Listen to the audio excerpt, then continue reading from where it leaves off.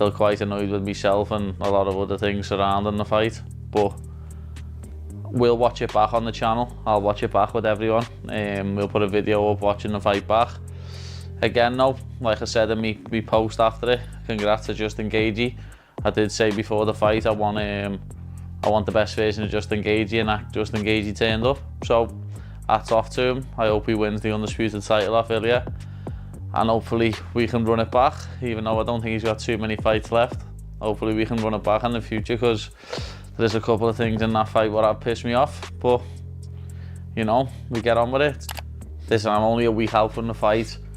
My face is sound. I've got a little bit of bruising. The only thing what's wrong with me is my eyeballs.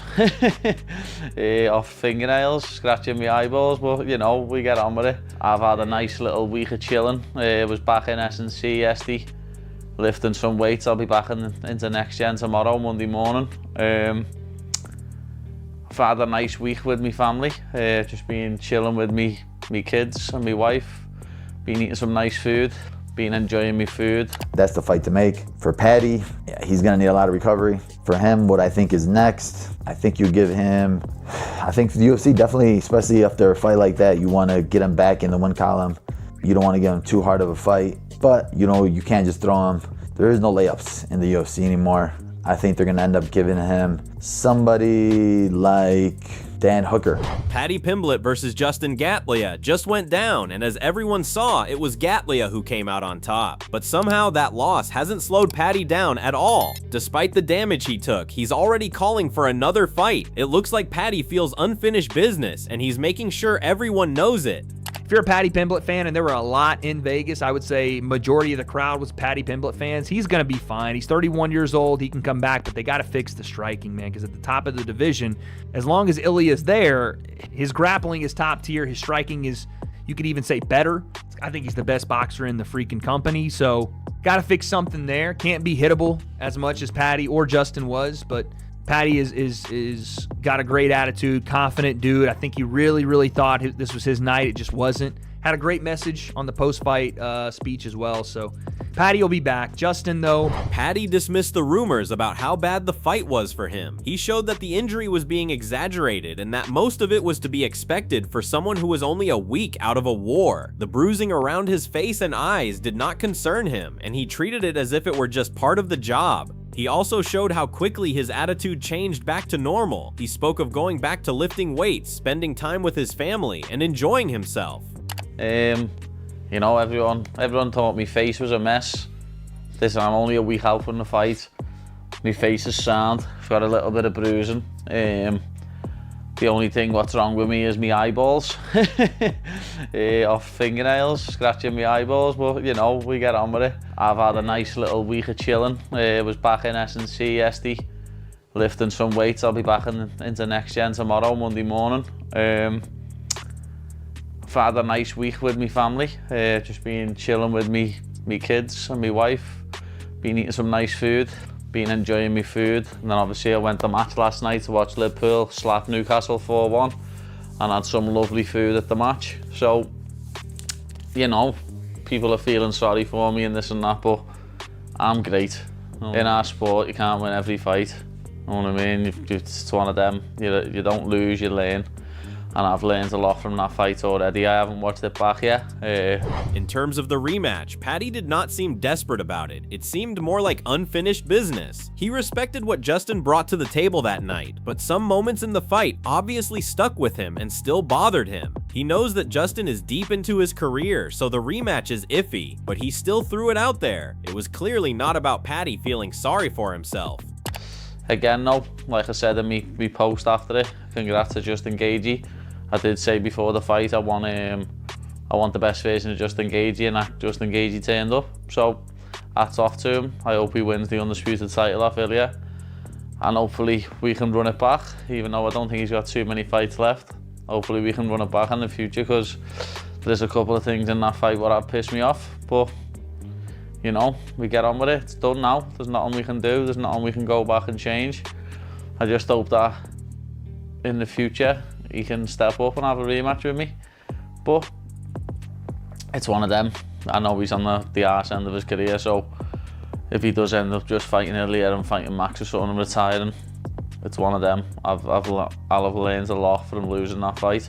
So we crack on. The one thing what has made me laugh though, I did say before the fight, I want to make his face look different, and for a couple of days he made my... The key message Michael Bisping wanted to convey was that Paddy proved something important even in defeat. He proved he can handle real pressure at the top level and still move forward. This is important because it proves that he has the toughness and the right mentality. However, Bisping also made it clear that having toughness is not the end goal. Paddy wants to be a champion, and fights like this are supposed to reveal the weaknesses, not just the ability to withstand the punishment. Didn't think he had. He went out and showed they had great determination. The man can take a shot. Scousers don't get knocked out after all. Whatever you want to say, right? I'm a Scouser.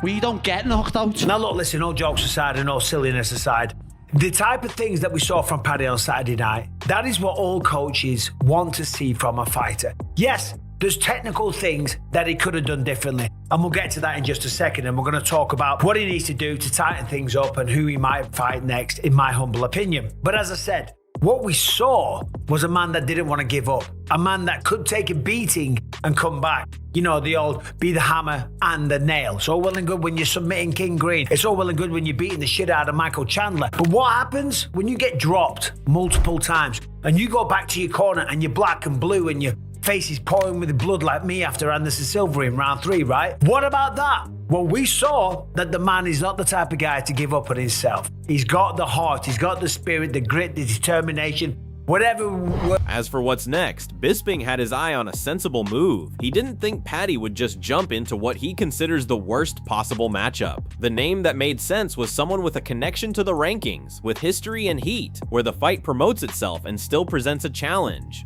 This way, Paddy stays active, stays learning, and stays on track instead of stagnating from just one tough loss. Win or lose, Dan Hooker is probably going to be Paddy Pimblett's next opponent. We saw that these two, they went crazy, right? Paddy said that joke that I defended because it was a joke, but a lot of people didn't see it that way. A lot of people said that he shouldn't talk about a man's mother, and I get that point, right? I do get that. Me and Paddy spoke about this on the interview that we did last week. If you haven't seen it, it's on the channel, check it out, right? But regardless, there's a lot of beef between these two, and it would be a stylistically fun fight. And in the Paramount era, we want fun fights. We want Paddy Pimblett going out there, putting on a show. We want Dan Hooker also representing New Zealand, putting on a show for those guys down there. And they are ranked number 5 and number 6, right? So the matchmaking takes care of itself. There it is. I said this before the fight, and now I'm saying it after the fight. Bilal Muhammad also shared his thoughts on what should follow. And for Justin, he thinks that if the next guy is a guy like Topuria, then the reckless forward pressure has to switch up. The tendencies that served him well here could bite him hard if he faces a slicker counterpuncher. Bilal believed that Justin may need to switch things up more and perhaps bring back the wrestling. But Justin, we got to clean up a lot, especially if Topuria is next. The dip into the head, the keeping your chin up, the just walking forward recklessly, it's not going to work with a guy like Topuria, who looks for openings, who finds his angles, who has crazy power in his hands. Paddy was landing some great shots, great uppercuts, even that little switch jab uppercut. It was landing clean on Justin. And that bad habit of dipping his head, it's not going to work on Topuria. Topuria is also shorter, so Topuria is going to be able to see it a lot more. For this fight, I think Justin's going to have to go back to the wrestling style. I think he needs to switch it all up, come back with a different version of himself. If this is your last fight, make it the college wrestling Justin and change it all up for us. In Paddy's case, Bilal's opinion was in line with patience. He did not think that there would be an immediate escalation to the toughest possible fight. Recovery after a fight like this is important, but so is momentum. Bilal had his mind set on providing Paddy with a tough but fair fight that would put him back in the win column. The name that fit was Dan Hooker, a guy who is ranked around the same level, and a fight that has history and tension and also tests Paddy without completely stalling his momentum. That's the fight to make. For Paddy, yeah, he's going to need a lot of recovery. For him, what I think is next, I think you give him, I think the UFC definitely, especially after a fight like that, you want to get him back in the win column. You don't want to give him too hard of a fight, but you know, you can't just throw him. There is no layups in the UFC anymore. I think they're going to end up giving him somebody like Dan Hooker. They got a little back and forth. They've been talking trash. You don't want to give him Arman. I think Arman's the toughest test in that lightweight division for any of these guys. And I just don't know where he goes from here. But next, I think Paddy's going to be sitting out a little bit. I think you do him and Hooker. Obviously, Justin and Topuria. Adam Catterall made it clear that the safest and most obvious next step for Paddy is still Dan Hooker, no matter how things shake out at UFC 325.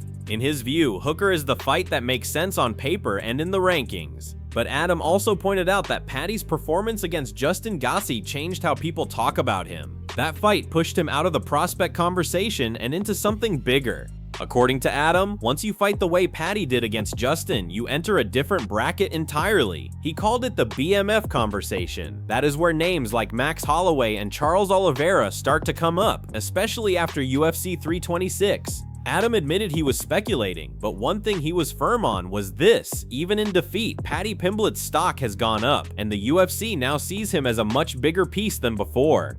What's the next fight for Paddy the Baddie? The obvious answer, regardless of the result at UFC 325 next week in Sydney, is Dan Hooker. But there are other options. When you put in a performance like he did against Justin Gaethje at UFC 324, you enter a whole new bracket of conversation. A bracket labelled BMF. Paddy versus either Max or Charles after UFC 326? Deal me in. I'm speculating, but one thing is absolutely certain.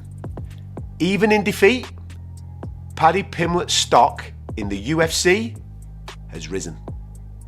Wade Clemens was clearly surprised that Paddy did not use his grappling skills more. This is where Paddy excels, and yet the fight remained on its feet for extended periods of time. Even in situations where there were scrambles, Paddy did not push hard enough to look for submissions. Justin was good about keeping himself out of harm's way, but Paddy did not push hard enough either. In a fight against Justin, it is always dangerous to let the fight remain at range. From Paddy Pimblett, I mean, that's his bread and butter. That's where his complete skill set lies, and the striking is, you know, a little cherry on top, but they went toe-to-toe, blow for blow, pause. And tonight, Justin Gaethje came out the winner.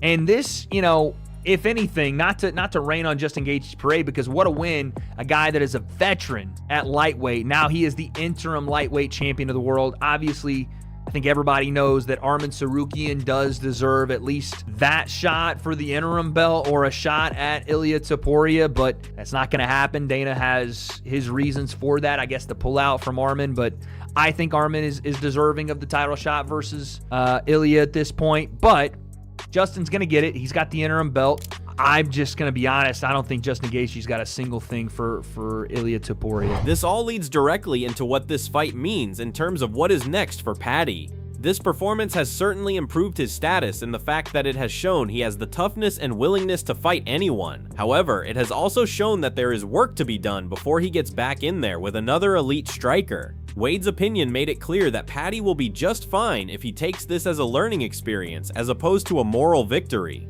In Vegas, I would say majority of the crowd was Paddy Pimblett fans. He's going to be fine. He's 31 years old. He can come back, but they got to fix the striking, man, because at the top of the division, as long as Ilia's there, his grappling is top tier. His striking is, you could even say, better. I think he's the best boxer in the freaking company, so got to fix something there. Can't be hittable as much as Paddy or Justin was, but Paddy is got a great attitude, confident dude. I think he really thought this was his night. It just wasn't. Had a great message on the post-fight speech as well. So Paddy will be back. Justin, though, he's got one last shot at this thing versus Ilia. I don't see how he gets it done. But a fantastic performance from him. And what a dog to hold that interim belt now twice. Love to see it. And a great card, like I said. I would say a good card. Maybe not a great card, but a good card overall. Guys that you wanted to see if they could turn the corner are doing that. Waldo Cortez Acosta, Atiba Gauthier, guys that desperately needed wins. Gene Silva, Sean O'Malley, Justin Gaethje did that.